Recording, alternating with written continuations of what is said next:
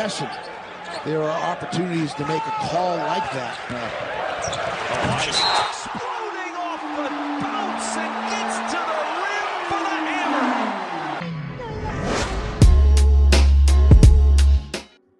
Hi there, everyone. Welcome back to Utility Sports. And I know we have a ton of NBA draft fans on the channel. And I think today's going to be a great video for you all to watch because it is a scouting profile yet again. And this one is focused on guard Jaden Ivey, a player who, if you've been around the channel, you probably have a good indication on how I feel about this player. But I think there are some questions up in the air about him. So I really do want to cover him and specifically show why I feel the way I do about Jaden Ivey. I know this might ruffle some feathers with what I say, especially toward the end of the video, but it's my opinion, my thoughts, my takes. Also, if you do appreciate the time and effort I put into these videos, please leave a like. This is my third time recording this because the first two I did run into some technical difficulties. Files didn't work correctly. So hopefully this third one does work correctly if you're seeing it. And obviously it did. So thank you guys all so much. I do put a lot of time into the clips, also putting together the actual video and then editing. So a lot of work goes into it. Hopefully you guys do enjoy, and let's go ahead and move forward into a video preview. Specifically, what are we going to be talking about in today's video? First, we're going to start off with player information for Jaden Ivey. We're going to give you all the vital information you need to know, like height, weight, wingspan, age, all the essentials. We're also going to cover his statistics from the sophomore season, so you don't even have to do a quick Google search of that. I've got them here for you in this video. Then we're going to talk about Jaden Ivey's strengths, specifically what I think he does great, what will translate well to the NBA. And there might even be a surprise in there that you aren't expecting. So I am really excited actually to cover his strengths in this video. And then we're also going to talk about his weaknesses, which he does have a couple. Some of them I think can be quick fixes and easily worked out. Some of them probably will take a little bit more time, but I think are going to be vital to his success in the NBA. And I'm going to talk about how weaknesses kind of play into my talent evaluation, specifically when it comes to regards to potential, because I think potential is one of those things that is actually more quantifiable than people really assume, but you have to have kind of a plan in how that's going to play itself out. I'm going to give my player archetype, what I think Jaden Ivey is going to actually be in the NBA and how important he could be for an NBA franchise, an expected draft range, and then also where I would take him. That's how we're going to conclude this video. So, you know, some of you might know what to expect near the end. Some of you who are newer to the channel might not, but again, hit that subscribe button if you are new. It would be really, really helpful. And let's jump into it here with who is Jaden Ivey. Let's get to know this prospect. He's a point guard for the Purdue Boilermakers. I think a lot of us already knew that. But what he is physically is a 6'4" guard who weighs 195 pounds, which is right in that sweet spot. Basically right what you want, strong enough to play through contact, but also light enough to have some quick burst and athleticism to him. And he's got a 6'8" wingspan. So if you're looking for a player who's got decent length, who can maybe be a little bit of a disruptor defensively, I mean, Jaden Ivey's a really good fit here for that. Maybe not the best defensive player, but I think disruptive enough where he's going to get into passing lanes, get some blocks around the rim. He's only 20 years old, you know, a sophomore player. Usually that does breed some concerns about age because, hey, maybe we've already tapped out some of that potential. He's actually narrowly older than Chet Holmgren. So he's actually closer in age to some of the freshmen than he is to some of the other sophomores. So it's definitely an interesting thing to look at here because he did turn 20 just in February. So he's actually relatively young for his age. And then some people have labeled him the John Morant 2.0.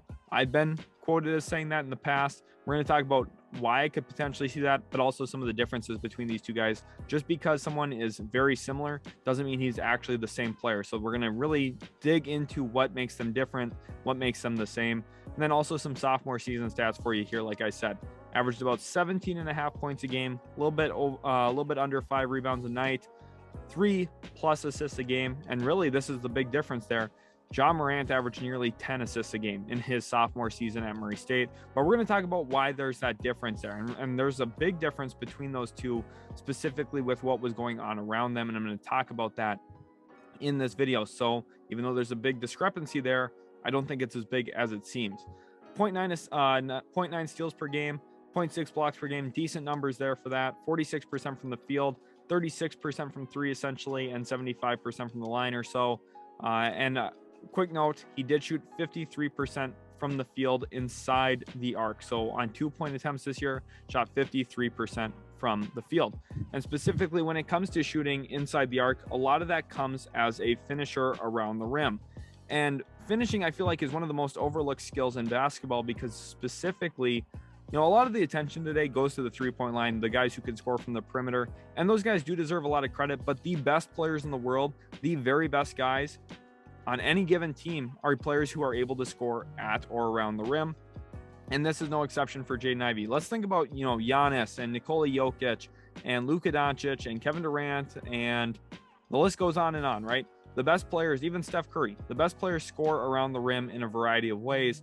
And I think Jaden Ivey is really ready to do that. I think he can score at the rim in a variety of ways already. We're going to talk about some of those strengths, and there's going to be a lot of accompanying clips throughout this video that kind of solidify and show you exactly what I'm talking about. The first thing I want to praise about Jaden Ivey and his skill set as a finisher is his ability to concentrate on the rim. He's got really great concentration when playing through or around contact, and that's really tough because when you're attacking in the collegiate game or in the NBA, you're going to have to deal with traffic, especially around the rim. And Ivey does a great job of it. He welcomes contact and finish through it. And this is one of those areas where he was very similar to John Morant, who also finished through contact at a very good level. Ivey, you'll see clips here where he takes a bump going either right or left and is able to use the glass as his friend. He's got really good touch around the rim as well to accompany that concentration. And the big thing here is when you do get knocked off balance, the fact that he's got the concentration, the wherewithal to still finish some of these plays is a really big positive sign for me. And I think it's something that doesn't get talked about enough. I think a lot of people do know that young guards come into the league and usually struggle finishing the basketball, specifically with their left hand, but most often just in general. And looking at Ivey, I think he's going to be immune to that kind of struggle. I think he's just ready. He's going to come into the league. I think he's going to set the world on fire a little bit. And I think he's going to finish well around the rim because he's used to dealing with traffic. He's used to finishing through contact. And he's really, really good in those regards. And he can also avoid contact with certain things. We'll talk about that moving forward here in just a little bit. Another element to Ivey, and I think everyone knows it, is how fast this kid is. And he uses his speed to his advantage as a finisher, not just by getting to the rim, but also avoiding shot blocking opportunities with certain skill set moves. And you'll see one here. His utilization of a scoop layup allows him to mitigate shot block potential from behind. He's not going to get chased down very often because of how quick he is. And then also his ability to use either his left hand or his right hand to quickly lay the ball in. Again, really good touch on the glass. And that's a really tough thing to do. I know the clip makes it look easy, but he's going full speed and is able to, put soft touch on it and get it to sit off pretty off the glass. That is a very tough thing to do, especially for a young player playing as fast as Jaden Ivey does. Another element to him is his athletic explosion. And I want to talk about his ability to make adjustments in the air as a finisher, which is another thing that you don't see a lot of players being able to pull off consistently, and Ivey does it at an elite rate. And the reason why he's capable of doing that is his hang time. And I think a lot of people have a misconception about hang time. Hang time isn't this separate entity that, oh, this guy just knows how to float in the air and is immune to gravity. That's not how it works. What it means is he's got really good balance, uses his concentration well, so he can finish on his way down instead of just having to finish on his way up all the time. And then the other thing about that is he just jumps higher than a lot of other people. So he's going to naturally be in the air longer. The combination of that trio of, having good balance, good concentration, and then also just jumping higher gives him more angles and opportunities to score the basketball at different points in the air, and gives him the flexibility to be able to make those adjustments midair, whether that means contorting his body, making twists, giving a little ball fake, going up and under in the air. He has a lot of different options to do, and he's really mastered this. He's very NBA ready with this. He's going to avoid shot blockers well with his ability to make adjustments mid-air. Moving forward then into another thing that I think is really underrated in his game, finishing is more than just getting close to the basket and putting the ball in the hole. There's a lot of skill that has to go into it, and Ivey has it. He's got those 2-foot gathers that he's really good at, and he's also very capable using a sidestep to avoid shot blockers as well. You're going to see a clip here where he navigates the baseline and actually makes a really nice move and a pretty finish around the rim. And that comes with elite footwork. That's not just, oh, I'm physically better than you. That's, I've got my footwork down to a point where you can't stay in front of me. And I think, looking at the NBA, a lot of teams are probably going to present drop coverage to him, and he still might be able to get to where he wants to go because he's going to have the big on a string, basically, because he's going to say, oh, look, I'm going right. And then all of a sudden change direction, goes left. He's got very good change of direction skills with his footwork, both when he's dribbling the basketball and when he's actually picked up his dribble in mid-gather step. He is very, very shifty and electric in those areas. And he could get himself out of a telephone box. He really could. He's one of those players that, you just can't contain him with how well he changes direction. Very fluid hips. He's arguably more fluid than water. So that's one of the positives for him as well. And then one thing I want to talk about with finishing is his actual ability to dribble. And I don't think that people look at these two things as connected parts of basketball, but they are. A player like Hamidou Diallo, who is technically a talented finisher when he's around the rim, just doesn't get to showcase that because he can't dribble the basketball at the rate that Jaden Ivey can. You're going to see in clips here where he's able to attack a high foot in EJ Liddell, who's a really good defensive player in this year's class as well, and gets to his spot and finishes again using that concentration and that touch with the glass. And then you also look at Ivey here, breaking down a defender off the dribble, gets to his spot, decides to utilize his burst, gets downhill and scores. And that makes him a really dangerous scoring threat. The fact that I don't think anyone's going to really be able to consistently stay in front of him makes him dangerous on day one of his on his NBA career, because I think he's just got it. I mean, he's a player who can get to his spots, can get downhill. He's tough to contain, can get him out of a box with his dribbling and his quickness and his shiftiness. I am really, really excited about this kid as a prospect, specifically with his finishing capability. And we haven't even talked about the most fun one to watch yet, and that's his power finishing. This kid can get up and he can punch it home. Oh my goodness. You'll see clips here where he, just gets downhill wherever and then throws one down on you. You saw it in the opening clip as well. He has hard finishing potential where he can punch it home on top of a guy. And if you're going to try and punish late rotations, Jaden Ivey's the perfect guy for that. And the thing is, with his speed, the rotations might not even be that late, but they're going to look late because of how quickly he gets to the rim. You're going to see a clip here where he gets from half court essentially in 2 dribbles to the rim and dunks. That is unnatural. This is a guard we are talking about. 2 dribbles from the from half court and dunks it home. That is insane. You don't typically see that from prospects, and the fact that Ivey can do that makes him a special player. Moving forward into those strengths, we've talked about them already at length, but it's just that those athletic traits that we need to mention. His speed, his quickness, and his vertical explosion. He's basically got a stick of dynamite in his calf, it seems like, with the way that he jumps. Very good off of 1, good off of 2 feet jumping. He's got really great speed, really good quickness. He has really good bursts, as you saw in some of those clips already. And the scary thing is he can do all of these things with the ball in his hands. You've seen some of the power finishes where he dunks it home on a guy. But the most important thing to me is his speed with the basketball. Watch this clip of him in transition. He is beating people down the floor while he's dribbling and they are not.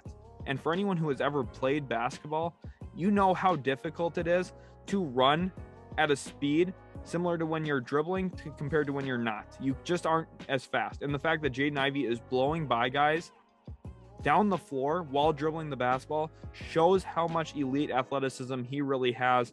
He's one of the fastest players I think I've ever watched play. His burst is insane, and he can get to where he wants to go. He's going to be tough to stay in front of, and he's going to put a ton of pressure on the rim as a prospect and as a player in the NBA.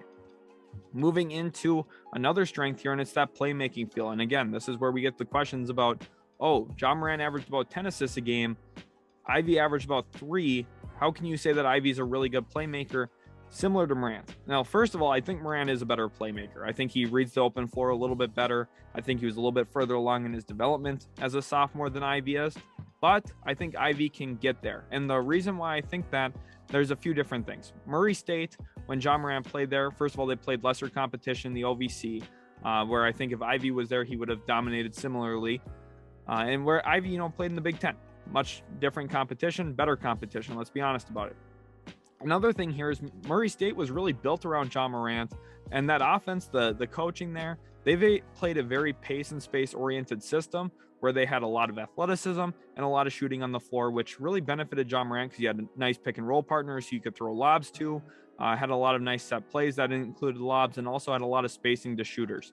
And Morant, who could get downhill whenever he wanted, similar to Ivey, had a lot of guys around him to kick it out to on drive and kick opportunities. Whereas Ivey and Purdue didn't necessarily have that as much. Stefanovic, a very good shooter, Hunter, a solid shooter. But what he also had in Purdue was 2 post-scoring bigs in Travion Williams, who also could play make out of the post a little bit, and then also In there, you're going to have had Zach Edey, who's obviously massive and huge and a good player. And, obviously Painter's system there at Purdue was about winning games, right? He was more focused with winning college games, as he should be. If I was the coach, I would be as well. But when we're looking at a projection here and actually talent evaluation for Jaden Ivey, I don't care about winning games. I care about, at the collegiate level specifically, I care about projectable upside and what I think he can do in certain systems. And you put him in a pace and space system with a screen and roll big, because he just hasn't had one. Travion Williams is not a traditional screen and roll big. Neither is Zach Edey, even though he did it a little bit. The two of them, if you give him an athletic rim runner, he's going to make magic happen there with a guy who can catch a bunch of lobs. Ivey just didn't get to throw a lot of lobs this year based on what he was working with. And the reality here too is Ivey just had less paint space, because usually Edey or Travion Williams were down there eating up space as post scorers. And that's fine. They're trying to win games. But realistically, you put Ivey into the NBA where there's way more spacing, way more athleticism, better shooting. Oh my goodness, the open floor is going to feel so big to Jaden Ivey. He's going to have so much more space in front of him, and he's going to be able to capitalize it all into awesome performances where I could see him, rather quickly into his career averaging about 20 and 8, because I think that once he's into a more open space system with more screen and roll action, more pick and roll offense, and better shooting around him, he's going to make magic happen. And you're going to see it in some of the clips here. He does have good playmaking feel, where the NBA is all about drive and kick. Ivey can get 2 feet into the paint when he wants to, and he's going to be able to kick it out to shooters. He showed that on a variety of occasions this year for Purdue, and it often did lead to buckets when he got 2 feet in the paint and was able to kick it out to the 3-point line and create opportunities for his teammates. The other thing about him here is in transition, he's going to be an awesome playmaker in transition, because he has a really good feel for the game. You're going to see in a clip here, Sasha Stefanovic is trailing behind him in a play, and he has the playmaking feel and wherewithal to read that and feel him behind him and drop off a little nice dump pass, and Stefanovic is able to walk into a 3-pointer uncontested. Ivey just has it. And then in transition, when he's pushing the ball, he has a little bit of flair to him, can hit a no-look pass to a runner with him. And I think if Caleb Furst had been a little bit more healthy, played a little bit more, we would have seen more of this from Jaden Ivey. You're also going to see a play here in the pick and pop where Jaden Ivey is working with Furst and actually gets to his spot and has a nice little back pass again to Furst for a wide open 3. I think that Jaden Ivey is someone who, give him more space, give him a little bit more room to operate, and I think his playmaking is going to go way up. He's also got a flair for wraparound passes, kind of understands how to draw in the help defender and, beat the help defender at his own game by finding the guy he helped off of. So Ivey, for me, really interesting and intriguing playmaking potential here. Again, he hasn't necessarily showed it as consistently, but this is projection, and I think that it's very likely that he could get there simply based on what we've seen. Very good passer of the basketball, passes the ball with zip, and puts it on the spot when he needs to. So I think, again, for me with Jaden Ivey, this is projection, but I think his playmaking feel is really good. Swing skill strength here, and this is shooting, and you might be surprised by this one. And what do I mean by swing skill strength? So what I think here is I think this is a general positive for him. And what I ultimately mean for Jaden Ivey here as a swing skill is I think that it's not a consistent, oh, this is a home run obvious, he's going to be good at this. But I think that there's a really good chance he's good at this, because he did shoot 36% from 3 this past year. And you might be saying, well, mid-30s for percentage from 3 at the college level is not that good. But once you start seeing these clips, you're going to understand what I'm saying. He was shooting deep threes, further than NBA range threes. And you might be wondering about his decision making then. Oh, why is he shooting such a deep 3 in the college game? That's kind of questionable. The reason why is when you're the best player on the floor in college and you're in a system where you don't have a lot of paint space in front of you, this is the most open he was all year, was shooting the 26, 27-foot threes. And he connected on a pretty good clip at about 36% from 3 this year. You have to take into context, his numbers. And this is where stats lie, right? 36% doesn't seem as good as it really is for Ivey with the depth and deep range shots that he's taken. Now, for me, I still want to see him grow here. I still think he's got to speed up his jump shot a little bit. For me, it's a little slow. However, I do think in the NBA, they're going to sag off of him a little bit just to try and discourage him from getting to the rim all the time. And, you don't want to go up on him. He's going to blow by you with ease. So I do think he's going to be given space. I don't think the jump shot's going to be terrible, but I do think he should speed it up a little bit. And I also want to see him find ways to get shots off closer to the 3-point line. You're going to see a clip or two where he ends up, making a move off the dribble and hitting a step back jump shot from the 3-point line. I didn't see a lot of regularity in him from that, and I think that's where he's got to find some of that consistency. He was a little bit more prone to 0 for 4, 0 for 5 type of nights as a 3-point shooter, but I do think long term he could actually be a decent 3-point shooter, at least to the point where he's going to be able to keep a defense honest and knock it down, which is really all you have to do when you're as good as a facilitator and finisher as he is. Moving into another strength here, and this is just more of a generic note, I think he just transitions to the NBA perfectly. Again, I've talked about, the transition from Purdue to a more pro-style offense with spacing and perimeter-centric feel around him and maybe a true rim-running center. I think he's ready to explode and take the next step forward. And I think that, realistically, a lot of people are going to look back and say, wow, how did he not go higher in the draft? And this is why, because he was in a system that maybe wasn't as conducive for his game as I feel like it could have been. And maybe he didn't have all the right pieces around him. Not that Purdue wasn't good, but maybe they could have been better in a different style. And I think part of that is they just didn't expect Ivey to take as much of a step forward as he did. And I can't blame him for that because he has gotten immensely better. And for me, I think he's going to continue to get better. He's one of the most passionate players I've ever watched play basketball. He really loves the game. He wants to win. He wants to improve. And I think he's going to be great in the NBA. He's worked as a cutter a little bit. You'll see a clip of that here. And he's also in other times, just played the game the way that you need to, making the right play, making the right pass, certain times taking the game over, hitting the big shots. I think he's really built for the NBA. And I think Jaden Ivey is going to have an awesome NBA career. Now, the weaknesses. And again, like I said, there's going to be a couple here where one I think is fixable. The other one, maybe a little bit more of a long-term projection. First one is leaving his feet. I praised him as a playmaker, but at times he does leave his feet a little bit early, and his decision-making does need to improve a little bit. I think he's got to get a little bit quicker at reading the floor. I think he's good at it. I just think he could be better. There's some times where he makes some real pro-style reads. If we look at the playmaking clip here of him, even though he ends up scoring this basketball, it's a really high-level playmaking clip because he actually goes into the pick and roll. He, at this point, faces a drop defender with his guy going over the screen.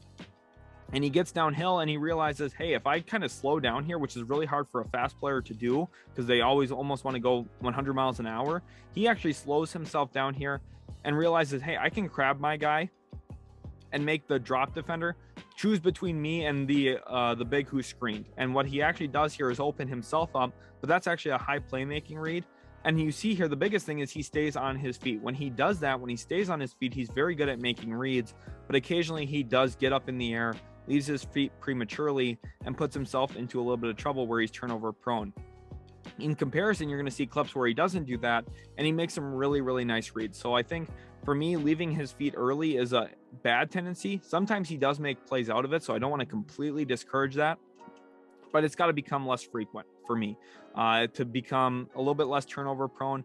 And to be honest, if I'm a GM and I feel like my head coach and my development staff can't fix this minor issue, I probably don't have the right guys in place. So if you're a GM, you can't say, oh, he's got this issue, we can't fix that. They got to look at themselves and say, okay, he's 20 years old. Do we think within the next year we can at least fix this one little minor error in his game? The answer to that should obviously be yes. Donovan Mitchell came into the league with the same errors. So, and he's a star now. And I think Ivey probably a little bit better as a playmaker than Donovan was at Louisville. And I think Ivey has probably a higher ceiling as well when it comes to playmaking.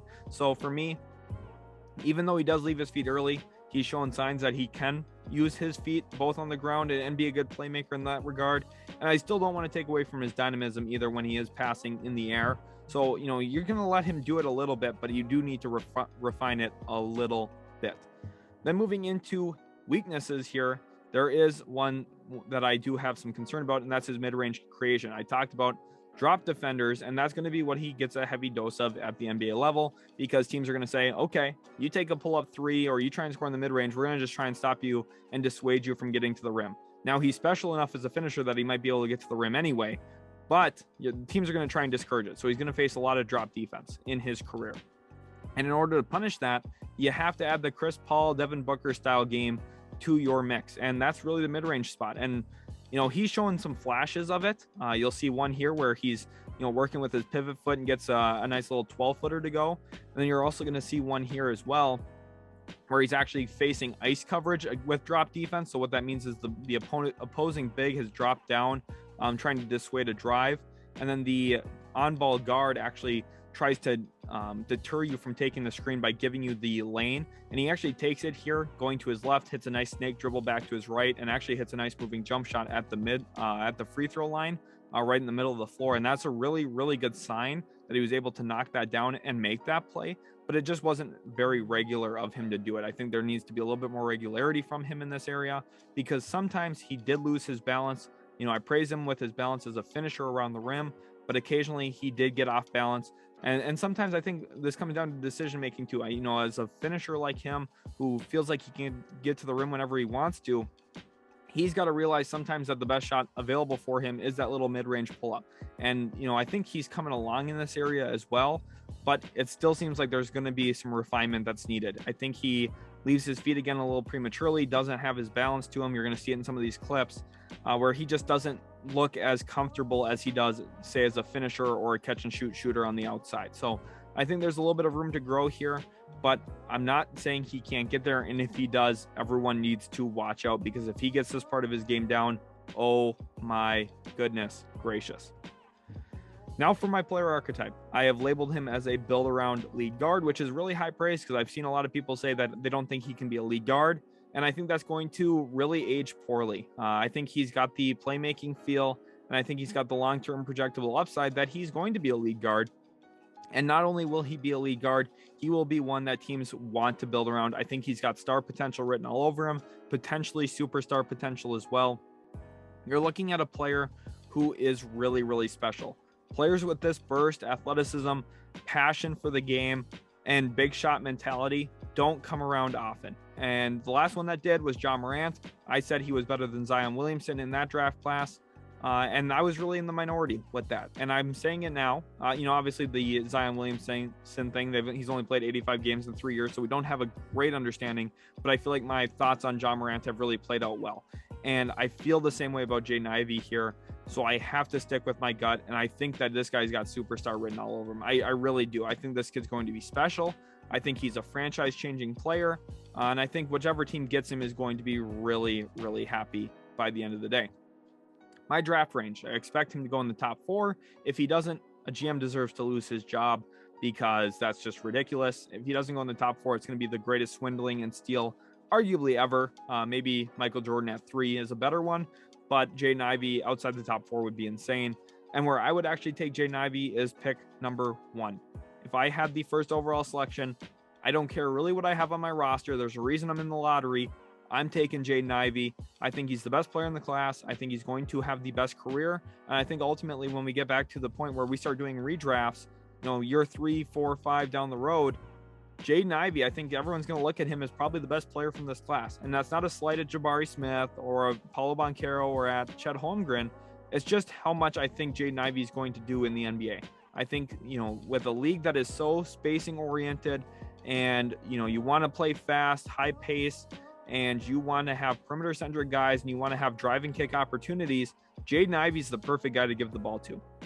And for me, if I'm Orlando or in Houston or maybe even Oklahoma City, I would strongly consider taking Jaden Ivey number 1, because I think just ultimately he is the best player in this class. I think when it's all said and done, he will be. And I know this is a hot take right now, but I'm going out with the volition that I think he will be better than the other guys in this class, simply because of his play style and how he fits in the NBA. Thank you guys so much for watching. Hopefully you did enjoy. Remember, I did have to record this multiple times, so hopefully you did enjoy. If you did, leave a like, subscribe to the channel as well. If you're new, hit that notification bell. And I really do hope you enjoyed the video today on Jaden Ivey. There'll be more scouting profiles coming out in the future, so let me know if there's any specific players you want to see. And until next time, have a great day, and thank you so much for watching.